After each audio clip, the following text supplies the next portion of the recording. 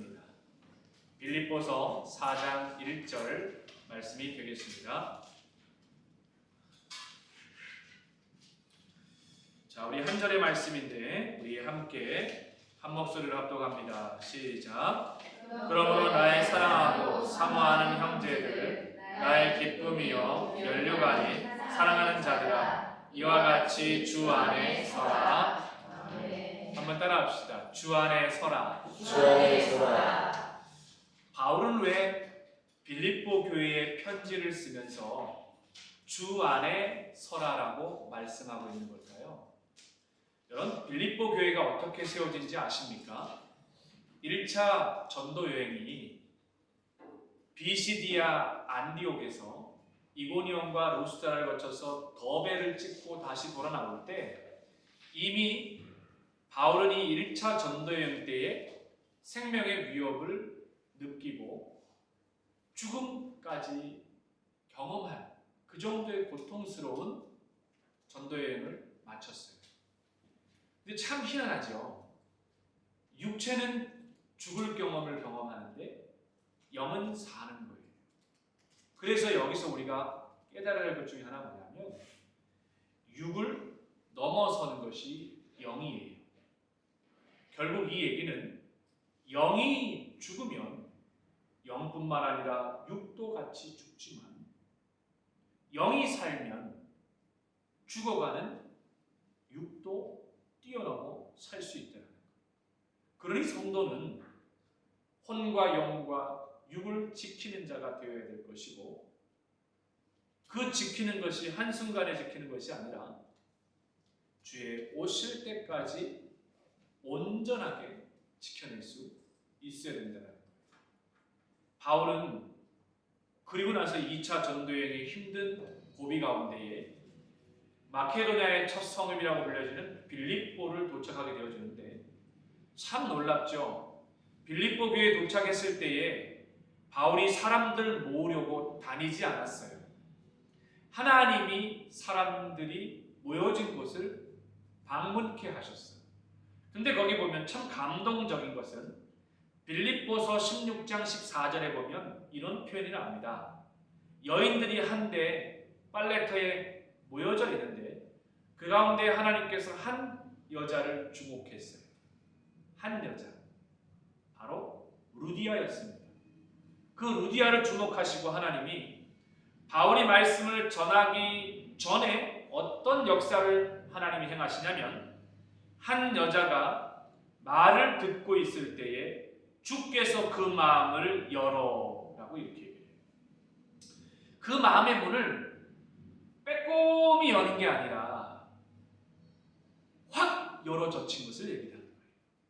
우리가 사람을 맞이할 때에 내가 그 사람하고 오랜 기간 동안 함께 온 반가운 사람이라면 그 방문을 했을 때 문을 활짝 열어서 어서 오십시오 라고 하게 되어지죠. 근데 전혀 예상치 않았던 사람들이 오거나 모르는 사람들이 오게 되어지면 한국은 아파트마다 문을 보면 그 문이 한 10cm 정도, 호텔을 가도 한 10cm 정도 이렇게 쇠사슬이 묶여져 가지고 딱 1차 보호가 되어지고 이렇게 빼꼼히 보게 되어지잖아요. 여기서 한 여자가 말을 듣고 있을 때 주께서 그 마음을 열어라고 하는 것은 그 마음의 문을 완전히 열어 제쳐서 성령 하나님이 그 마음을 뜨겁게 역사하도록 만들었다는 거예요. 이게 아무리 잘 준비되어 있을지라도 성령 하나님이 영혼의 마음의 문을 열지 않으면 안 된다는 거예요. 빌립보 교회의 시작은 어마어마하게 많은 사람들로부터 시작된 게 아니에요. 성령 은혜 안에 마음이 열려진 한 여인으로부터 시작되어진 것이 빌립보 교회였습니다. 그러니 여기 이 자리에 오늘 루디아와 같은 여인들이 많이 앉아 계시네요. 빨래터는 아니지만 방콕하는 연합교회 이 코이도니아실에 오늘도 이 자리에 앉아 계시네요. 그런 마음으로 성령께서 여러분의 마음의 문을 활짝 열어 제쳐서 그 안에 성령님이 들어가 뜨겁게 역사하시는 놀라운 은혜가 있기를 간절히 소망합니다. 근데 이렇게 기쁨과 감격으로 시작된 교회에 어려움이 어려움이 있을까요? 없을까요? 있어요. 교회는 영적인 공격이 늘 따라오게 되어 있어요. 근데 그 영적 공격 가운데에 승리하는 것이 교회예요. 그래서 제가 개인적으로 존경하는 목사님, 옥하는 목사님, 그분이 쓴 사도행전의 시리즈 3권의 책이 있어요. 그 책의 제목이 뭐냐면 교회는 승리하고 이긴다 라고 하는 제목이에요. 왜요? 교회의 주체가 누굽니까? 하나님 되시기 때문에 그래요. 성령님이 얼마나 감동을 주셨으면 최동호 집사님이 제가 오늘 이 찬양 준비해 주세요 말도 안 했는데 교회 찬양을 준비해서 이 땅의 교회가, 하나님의 교회가 어떻게 세워져야 되는지 우리에게 찬양의 가사를 통해서 이미 설교를 다 하셨어. 그러나 몇 가지만 여러분들께 말씀을 드리고 싶어요. 여러분, 바울이 이 빌립보 교회가 어려움을 당하게 되어지자 빌립보라고 하는 교회에 편지 쓸 때 안타깝게도 로마에 가택 연금되어져서 편지를 썼습니다. 자기는 갇혔지만 영은 풀린 자로 편지를 쓴 거예요. 만약 바울이 가택 연금에서 갇힌 자 입장에서 영이 갇혀 있다라면 편지가 이렇게 안 나와요. 제가 생각에는 빌립보 교회를 책망하고 야단치는 것으로 편지가 채워줄 수 있어. 그런데 편지 쓰는 바울을 하나님께서 마음을 얼마나 영을 풀어놓으셨는지 빌립보 교회를 향해서 기쁨의 편지를 씁니다. 그 기쁨의 편지의 마지막 4장 1절이 오늘 읽은 말씀인데 거기에 봤더니 빌립보 교회의 성도를 향해서 뭐라고 부르냐면 나의 사랑하고, 저는 우리 방송하는 연합교회 성도가 이순호 권사님, 또 우리 준할 형제, 문경희 집사님, 최종호 집사님 이런 직분도 있지만 그 직분을 넘어서서 우리는, 저는 여러분을 이렇게 부르고 싶어요. 나의 사랑하는 권사님, 나의 사모하는 문 집사님, 나의 사모하는 준한 형제, 또 나의 기쁨이 되는 이은정 집사님, 또 멸류관인 홍 집사님, 또 이렇게 편지를 써내려가야 되지 않겠어요? 그 얘기는 어떤 의미를 말하는 걸까요? 빌립보 교회의 정체성을 그대로 드러나게 하는 거예요. 직분자이기 이전에 하나님의 존귀한 영혼이라는 거예요. 그 순서를 앞세운다면 제일 앞에다가 둬야 될 것은 이 영혼도 하나님 앞에 있는 존귀한 영혼이라는 거예요. 목회자 입장에서도 똑같습니다. 임직자, 재직들 이런 모든 분들이 다 똑같아요.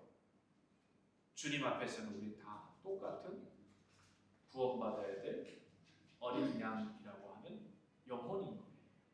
그러니 이 영혼이 보이면 우리는 용납할 수 있고, 이 영혼이 보이면 수용하게 되어지고, 영혼이 보이면 영적 가치를 바로 세워나갈 수 있어요.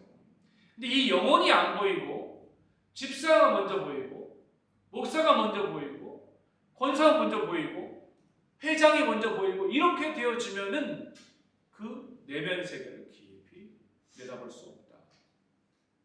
예수님의 이 사역을, 예수님의 공생의 사역을 그렇게 예수님이 아름답게 마칠 수 있었던 것은 그들을 하나같이 무엇으로 보셨냐면 영혼으로 바라보셨기 때문에 가능하다는 거예요.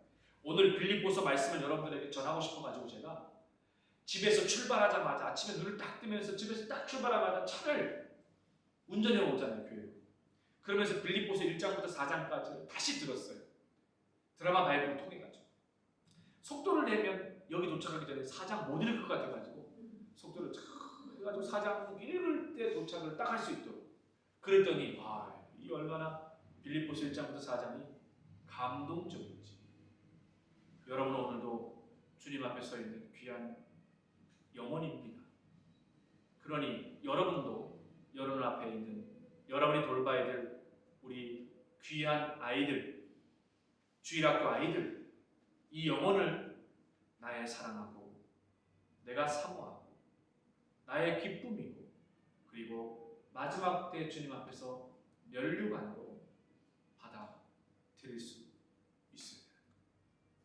그래서 아무쪼록 오늘 하루도 바울이 이 빌립보 교회를 세울 당시, 그리고 이 교회가 어려움 당했을 때 비록 가택연금이었지만 그 영이 풀려서 성령 안에서 이 편지를 써내려갈 때 어떤 마음으로 편지를 썼는지 깊이 생각하면서 오늘도 주 안에서 먼저는 여러분의 마음이 성령께서, 주께서 여러분의 마음의 문을 활짝 열어젖혀서 오늘도 주시는 말씀을 받고 성령 안에서 귀하게 승리하는 하루가 되어지기를 간절히 소망합니다. 아멘.